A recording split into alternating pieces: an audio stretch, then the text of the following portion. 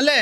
സന്ധ്യാസമയത്ത് ഒരു 7-7:30 മണിയാകുമ്പോൾ ക്രിസ്ത്യൻ സഹോദരങ്ങൾ അവരുടെ മക്കളും മരുമക്കളും കൊച്ചുമക്കളും ഒക്കെ മുട്ടിൽ നിന്ന് കുരിശ് വരച്ചതിന് ശേഷം പ്രാർത്ഥിച്ചതിന് ശേഷം മാത്രമേ അവർ ഭക്ഷണം കഴിക്കൂ.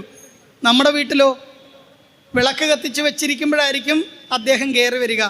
പ്രാർത്ഥന കഴിഞ്ഞിട്ട് ഭക്ഷണം തരാമെന്ന് പറഞ്ഞാൽ ആ വിളക്കെടുത്ത് നിങ്ങളുടെ തലക്കടിക്കും.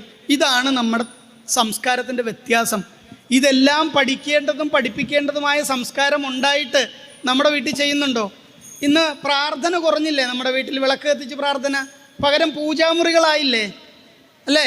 ഇന്ന് വീട് വെക്കുമ്പോൾ ആദ്യം ചെയ്യുന്നത് ഏറ്റവും ഭംഗിയായിട്ടുള്ളൊരു പൂജാമുറി വെക്കും, അല്ലേ?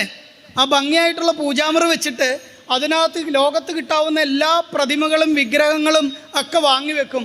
എന്നിട്ടൊരു 5:30 കഴിയുമ്പോൾ അവിടെ ഒരു വിളക്ക് നല്ല എണ്ണയൊക്കെ ഒഴിച്ചങ്ങോട്ട് കത്തിച്ച് വെച്ചിട്ട് വാതിലങ്ങ് അടയ്ക്കും. എന്തിനാണെന്നറിയാവോ? പ്രാർത്ഥിക്കാനല്ല. 6 മണി മുതൽ സീരിയലുണ്ട്. ഏകദേശം ഒരു 10 മണി വരെ അത് കാണാൻ